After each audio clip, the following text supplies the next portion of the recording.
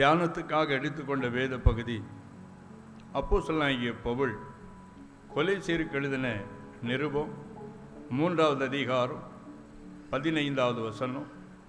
தேவ சமாதானம் உங்கள் இருதயங்களில் ஆழக்கடவது. இதற்கென்றே நீங்கள் ஒரே சரீரமாக அழைக்கப்பட்டீர்கள். நன்றி அறிதல் உள்ளவர்களாயும் இருங்கள். மேலே நிறைய காரியங்களை ஆண்டவர் சொல்லிட்டே வர்றார்.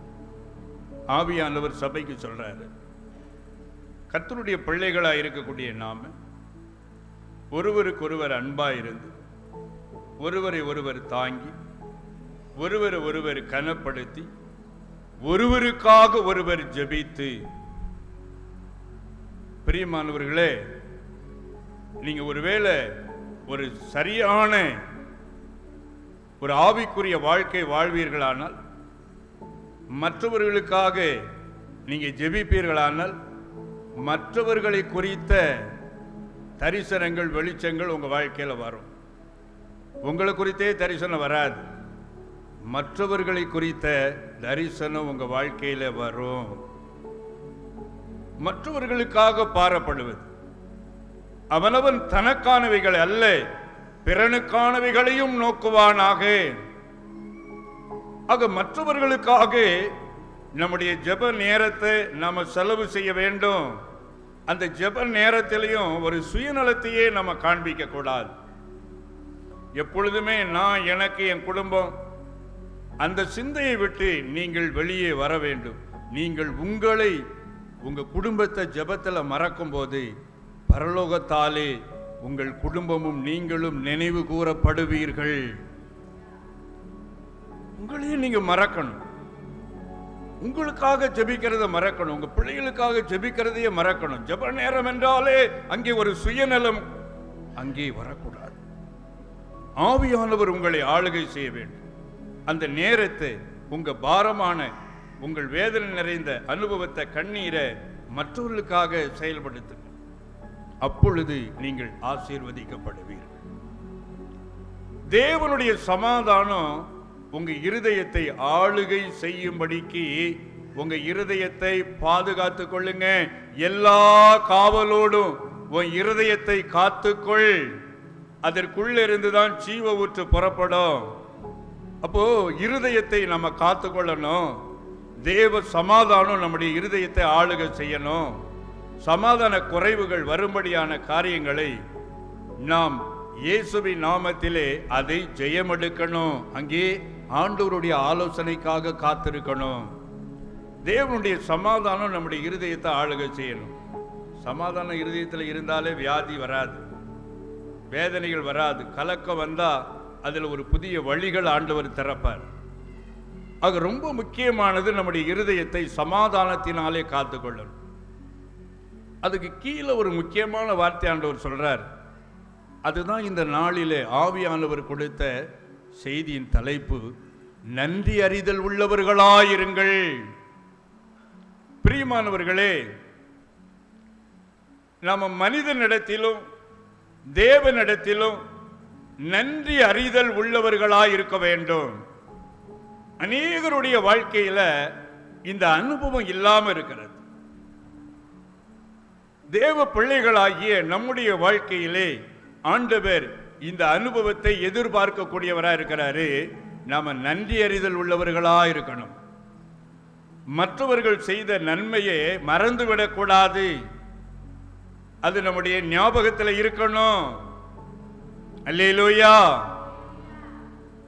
பிரியமானவர்களே, என்னுடைய பிரயாணத்தில் ஒரு குடும்பத்தாரை ஒரு விஷயம் நான் சந்தித்தேன். ஊழிய பிரயாணத்தில் அவங்க என்ன பார்த்த உடனே ஓடி வந்தாங்க. என்ன விசாரித்தாங்க, அண்ணே எங்கே போகிறீங்க என்னன்னு சொல்லி விசாரித்தாங்க. நான் ஊழியத்துக்காக போகிற காரியங்களை பகிர்ந்து கொண்டேன். அவங்கள கேட்டேன், எங்கே போயிட்டுருக்கீங்க, பிள்ளைகளெல்லாம் காணுமே, நீங்கள் 2 பேரும் எங்கே போகிறீங்கன்னு கேட்டேன். அவங்க சொன்னாங்க, எனக்கு நாளைக்கு திருமண நாள், எங்களை தேவன் குடும்பமாக இணைக்க தீர்மானித்தார். ஆனா அதுக்கு காரணமா ஒரு மனிதர் இருந்தார். அந்த மனிதரை ஒவ்வொரு திருமண நாளிலும் நாங்க போய் பார்த்து அவங்களுக்கு கிஃப்ட் கொடுத்து ஸ்வீட்டு கொடுத்து அவங்களோட கொஞ்சம் நேரத்தை செலவு பண்ணிட்டு நாங்க வருவதுண்டுன்னு சொன்னார். நான் சந்தித்த அந்த குடும்பம் ஒரு எளிமையான சூழ்நிலையிலிருந்து உன்னதமான நிலைக்கு கர்த்தராலே ஆசீர்வதிக்கப்பட்டவர். அவங்களுக்கு ஒரு நாளை செலவு பண்ணணும்னா ரொம்ப கடினம். அந்த மாதிரியான ரொம்ப எப்பொழுதுமே பிஸியா இருக்கக்கூடிய ஒரு மனிதர். ஆனா அப்படிப்பட்ட மனிதர் பாருங்க, நன்மை வர காரணமா இருந்த மனிதனை மறக்க கூடாது என்பதற்காக அவங்க தூரத்தில் இருந்து இரவெல்லாம் பிரயாணம் பண்ணி அந்த மனிதரை பார்த்து அவர்கள் கிஃப்ட் கொடுத்து சந்தோஷப்படுத்தி ரொம்ப ஆச்சரியமா இருந்து. பிரியமானவர்களே, தேவன் அதிக நேரத்திலே நேரடியாக வந்து நமக்கு உதவி செய்வது இல்லை, உதவி செய்யக்கூடிய மனிதர்களை அவர் எழுப்புகிறார். அப்ப அந்த நன்றி நமக்குள்ளே தேவைப்படுகிறது. நம்முடைய வாழ்க்கையில நன்றி அறிதல் உள்ளவர்களாக இருக்க வேண்டும். இஸ்ரவேல் ஜனங்களை ஆண்டவர் எகிப்திலிருந்து வழி நடத்தினார். வழிவழியாக அற்புதத்தை ஆண்டவர் செய்தார். அந்த அற்புதம்லாம் அதை என்னவென்று வார்த்தையினாலே விவரிக்க முடியாத அற்புதங்கள். 40 வருஷம் வனாந்தரத்தில் நடந்தாங்க. 40 வருஷம் பாதரட்சியின் வார் அமர்ந்து விழல. ஐயா, செருப்பு 40 வருஷம் ஆகியும் உழைச்சிச்சு. 40 வருஷம் செருப்பு உழைச்சிச்சுங்க. வஸ்திரம் பழமையா போகவே இல்லை. 1 வருஷம் 2 வருஷம் இல்ல, 40 வருஷம். சின்ன பிள்ளைகள்லாம் வனாந்தரத்தில் வந்தாங்களே, அவங்க நிலையெல்லாம் என்ன? நான் கர்த்தரை விசுவாசிக்கிறேன். சின்ன பிள்ளைகளெல்லாம் வளர வளர அவங்க வஸ்திரமும் வளர்ந்திருக்கணும், அவங்க பாதரட்சியும் வளர்ந்திருக்கணும். கரங்களை தட்டி கர்த்தரை மையப்படுத்துங்க. ஏனென்றால் அவர்கள் வனாந்தரத்திலே போனார்கள். எல்லாமே அற்புதம் தானே, ஆகாரமும் அற்புதம் தான், வானத்திலிருந்து தான் வரும். ஏன்னா வனாந்தரத்தில் நடந்தாங்க, அங்க வேற ஒண்ணுமே இல்லை, எல்லாமே மணல் தான், எல்லாமே எங்க பார்த்தாலும் மணல் தான். அப்படிப்பட்ட பிரயாணத்தில் அவர்கள் போன போது எல்லாமே பரத்திலிருந்து கொடுக்கப்பட்டது. அப்பமும் பரத்திலிருந்து தான் வந்தது, இறைச்சியும் பரத்திலிருந்து தான் வந்தது, தண்ணீரும் பரத்திலிருந்து தான் வந்தது. கற்பாறை வழிவிட்டது, தண்ணீர் புறப்பட்டு வந்தது. அவர் தம்முடைய ஜனத்திற்கு தாகவீடா இருக்கவில்லை, பசியாக அவர்களை வருந்த விடல, துக்கமா விடல, அவர்களை அதிசயமாய் நடத்தினார். ஆண்டவருக்கு வேற எந்த வேலையுமே இல்லை, ஒரே வேலை, உங்க மேல என் மேல நினைவா இருக்கிறது தான் அவருடைய வேலை. கரங்களை தட்டி கர்த்தரை மையப்படுத்துங்க. இஸ்ரவேலை காக்கிறவர் தூங்குகிறதும் இல்லை, உறங்குகிறதும் இல்லை. அவர் தூக்கமே கிடையாது. அவர் செய்யற ஒரே வேலை உங்களையும் என்னையும் இரவும் பகலும் காக்கிறதாங்க வேலை. அவர் வேற எங்கேயும் வேலை போயிட்டு வந்து உங்களை பார்க்க வேண்டிய அவசியம் இல்லை. அவருக்கு வேலையே உங்களை என்னையும் பார்ப்பதுதான். அதான் தாவீது சொல்லுகிறான், நான் சிறுமையும் எளிமையுமானவன், கர்த்தரோ என் மேல் நினைவாயிருக்கிறார். என்னை எப்பவுமே நினைத்து கொண்டே இருக்கிற ஒரு தேவன் எனக்கு இருக்கிறார். அந்த ஆண்டவரை தேவைக்குத்தான் நம்ம நினைக்கிறோம். நிறைய பேர் பாருங்க, மனிதர்களுடைய உதவியை தேடினாலும் தேவைக்காக கொஞ்சம் ஊறுகா மாதிரி தேவைக்காக தேடுவாங்க. தேவை முடிஞ்ச பிறகு எட்டி கூட பார்க்காம போய்கிட்டே இருப்பாங்க. அதுதானே ஆண்டவர்கிட்டே வரும். ஆண்டவரிடத்துல நன்மையை கேட்கும் போது உருளுவாங்க, புரளுவாங்க, என்னென்னமோ பண்ணுவாங்க, தலையீழா நிற்பாங்க. அதை வாங்கி முடிச்ச பிறகு எட்டி கூட பார்க்காம போவாங்க. அதனாலதான் ஆண்டவர் சொல்றார், இஸ்ரவேல் ஜனங்களை அந்த விதமாய் அற்புதத்தின் பாதையில நடத்தின அவர், அந்த ஜனங்கள் வணங்கா கழுத்துள்ளவர்கள் சொல்றார். அந்த ஜனங்கள் அவர்களிடத்திலே அவர் பிரியமா இருக்கல. காரணம், அவர்கள் நன்றி இல்லாதவர்களாய் போனார்கள். நன்மையை பெற்றுக்கொண்டார்கள். ஆனால் சீக்கிரத்திலே தேவனுடைய கிரியைகளை மறந்து போனார்கள். அதாங்க ஜெபம் பண்ணும்போது முன்னோர்கள் நமக்கு சொல்லி கொடுத்திருக்கிறாங்க. கடைசியா முடிக்கும் போது, என் ஆத்துமாவே கர்த்தரை ஸ்தோத்தரி, என் முழு உள்ளமே அவருடைய பரிசுத்த நாமத்தை ஸ்தோத்தரி, என் ஆத்துமாவே கர்த்தரை ஸ்தோத்தரி, அவர் செய்த சகல உபகாரங்களையும் மறக்காத.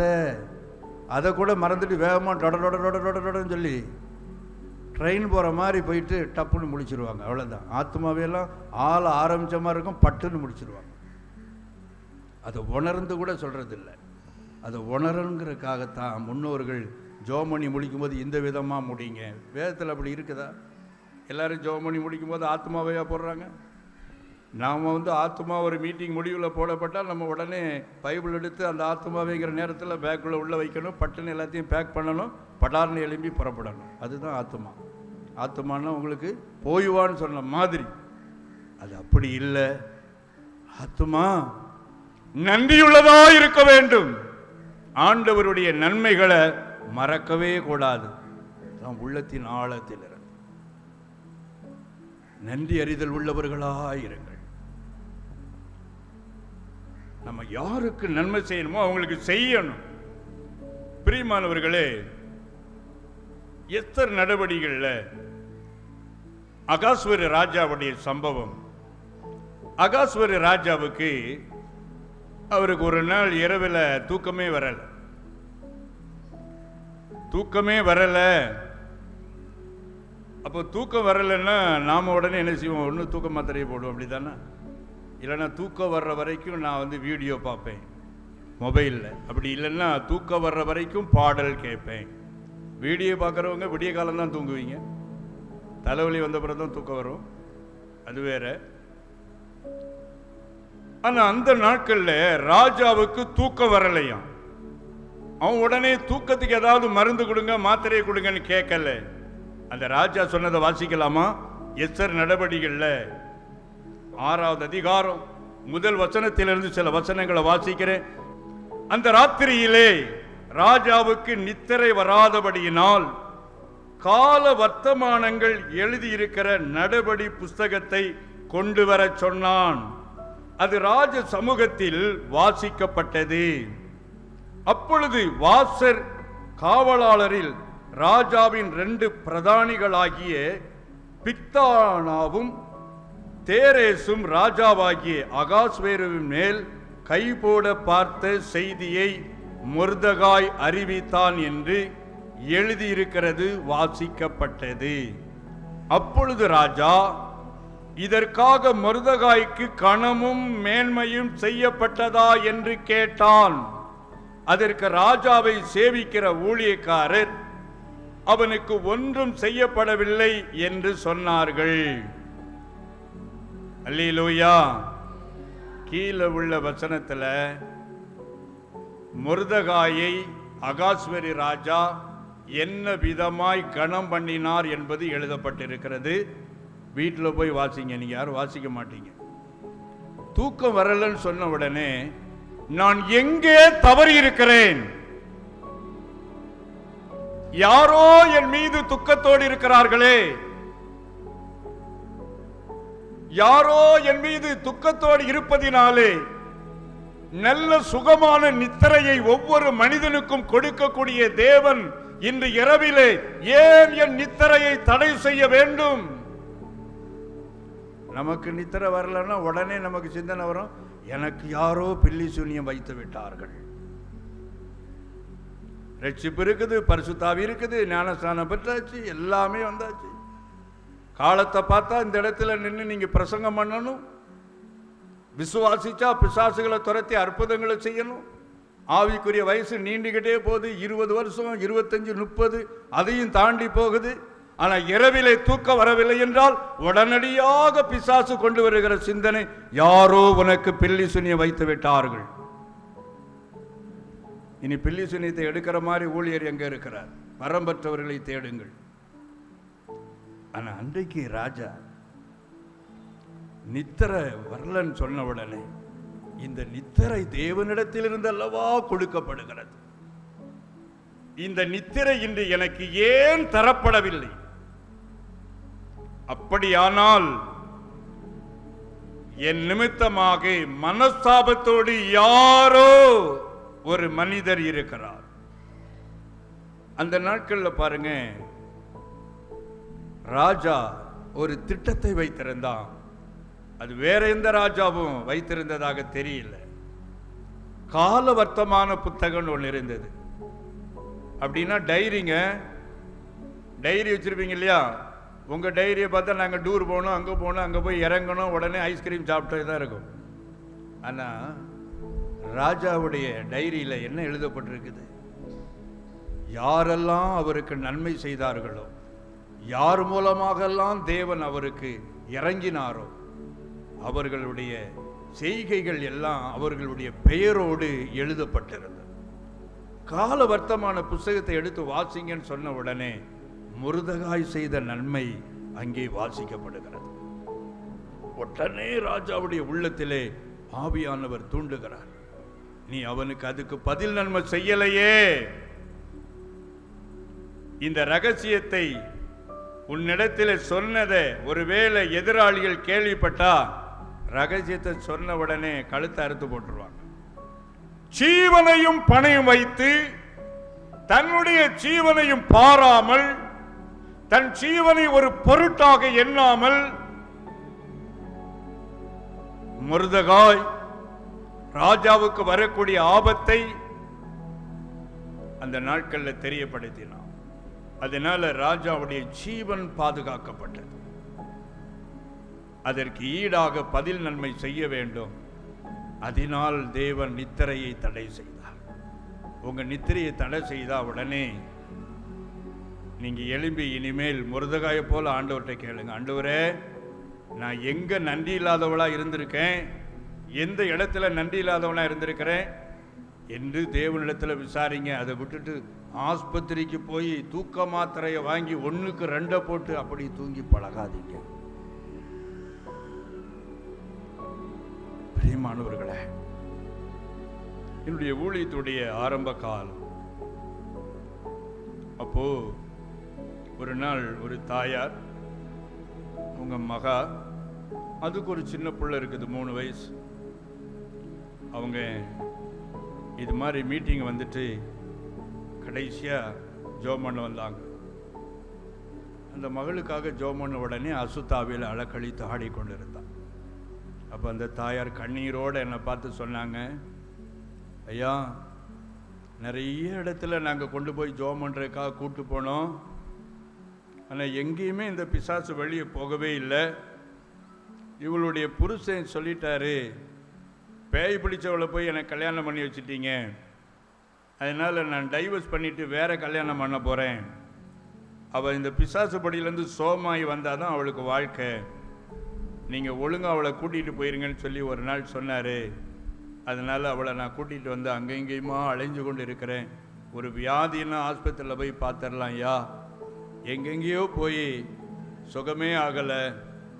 இவளை கவனிக்கிறதுனால பிள்ளையை சரியாக அவளால் கவனிக்க முடியல, எனக்கும் தூக்கம் கிடையாது என்று சொல்லி வேதனையோடு அழுதாங்க. ஆனால் அந்த பிசாசு அந்த நாளில் அலக்கழித்து அந்த சகோதரியை விட்டு போகலை. காரணம் அது ஒரு பில்லி சுனி ஆவியாக இருந்தது. இந்த ஜாதி பிசாசு ஜபத்தினாலும் உபவாசத்தினாலுமே அன்றி வேற ஒன்றினாலும் புறப்பட்டு போகாது என்று ஆண்டவர் சொன்னார். அப்போ உங்களுக்காக தண்ணி குடிக்காம உபவாசிக்கணும். அப்போ ஒரு நாளை தீர்மானித்து அவங்கள வரவழைத்து 3 நாள் இரவும் பகலும் தண்ணி குடிக்காமல் உபவாசித்து அவங்களுக்காக அவங்களோடு கூட சேர்ந்து நான் ஜெபம் பண்ணி கொண்டிருந்தேன். 3வது நாள் உபவாசத்தினுடைய கடைசி பகுதி வந்தபோது அந்த பிசாசினால் இருக்க முடியல.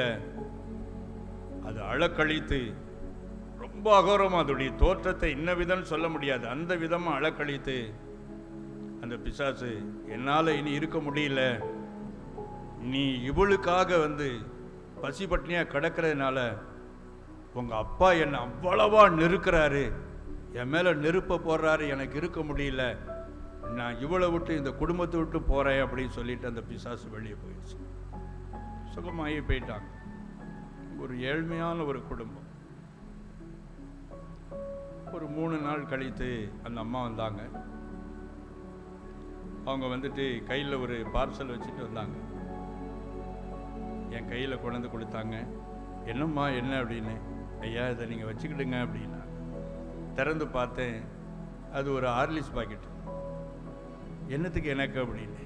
ஐயா நாங்கள் உங்களுக்கு ரத்த உறவும் கிடையாது, யார் எவருன்னு தெரியாது, ஆனால் எங்களுக்காக நீங்கள் 3 நாள் தண்ணி குடிக்காமல் இருந்து ஜெபம் பண்ணதை நினச்சி எனக்கு ரொம்ப வேதனையா. என்கிட்ட பணம் இருந்தால் அவங்களுக்கு நான் நிறைய கொடுத்துருக்கணும், ஆனால் என்கிட்ட கொடுக்கறதுக்கு ஒன்றுமே இல்லை. நான் வேலையை போயிட்டு வந்தால் தான் வீட்டில் சாப்பாடு. அதனால் அந்த ஏழையுடைய காணிக்கை நீங்கள் ஏற்றுக்கிடுங்க அப்படின்னு கொடுத்தாங்க. கொடுத்துட்டு என்ன சொன்னாங்க தெரியுமா?